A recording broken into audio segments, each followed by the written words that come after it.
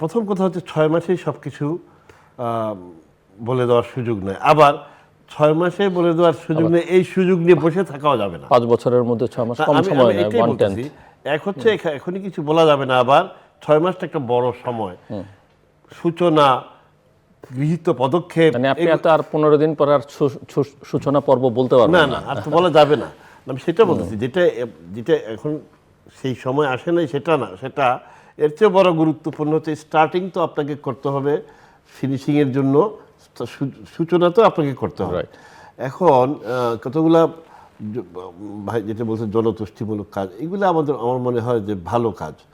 যে family card আপনি দেখেন, 25টা আমার এলাকায় উদ্বোধন করে আসছি আমরা, যেটা এই বছর 40 লক্ষ মহিলারা পাবেন 2,500 টাকা নগদ। এটা একটা গ্রামাঞ্চলে একটা মানি সার্কুলেশনটাও বাড়ে, আর মহিলারা কত অসহায় হন এটা আমরা সবাই জানি। খুব পপুলার হয়ে গেছে এখন ফ্যামিলি কার্ড।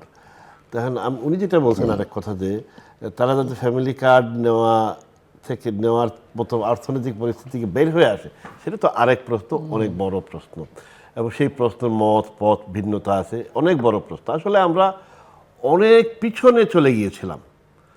ওই যে আর না শব্দটা যে ভাই বলছেন, এটা অত্যন্ত গুরুত্বপূর্ণ একটি শব্দ।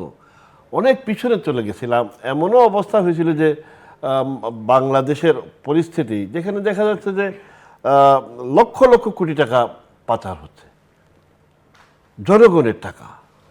এই কানাডাতে এটা হচ্ছে, ওইখানে হচ্ছে, যেখানে দেখা যাচ্ছে যে বিরুদ্ধবাদীদেরকে গুম খুন থেকে শুরু করে সকল রকমের নির্যাতন নিবর্তনমূলক কাজ হচ্ছে, যেটাকে মানে সবাই অতিষ্ঠ হয়ে বলতেছিল যে আর না। এখন আর না, এই পরিস্থিতিতে যাতে আর না আসে, এই জন্য প্রয়োজনীয় পদক্ষেপের প্রয়োজন। আমরা যে কথাগুলো ভাই বলতে জনতুষ্টিমূলক কাজ, আমরা মনে করি হতে পারে, কিন্তু এটা অত্যন্ত গুরুত্বপূর্ণ কাজ। 10,000 টাকা সুদ সমেত কৃষকরা ঋণ মুকুব, সেটা তো ওনারা প্রশংসা করছেনই, আমি বরাবরই বলতেছি, এর জন্য 12,000 কোটি টাকা দিতে হয়েছে না। এটা দ্রুত চিন্তা করে আমি এই যে বললাম, শুরুর বেশ কিছু শুরু ভালো আছে। এমনি সামগ্রিকভাবে সরকারকে আপনি কিভাবে মূল্যায়ন করবেন? যদিও সরকারে আপনারা আছেন, বাট আরো কেয়ারফুল হওয়া উচিত, আত্মসমালোচনার আরো কেয়ারফুল হওয়া উচিত। গন্তব্য সুনির্দিষ্ট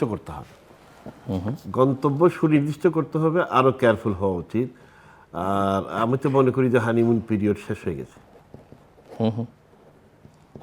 কারণ এমন একটা অবস্থায় সেখানে তো হানিমুনের সুযোগই ছিল বলে অনেকে মনে করেন না।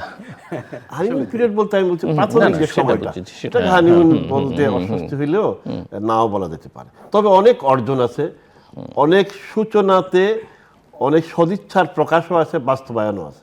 ইনশাআল্লাহ আমরা সেটা করতে পারবো। তবে কথা হচ্ছে, এই যে সংস্কার এবং এগুলো করার জন্য, আমি রিপিট হয়ে যায় কথাটা, এই সংবিধানের মধ্যেই তো আসতে হবে।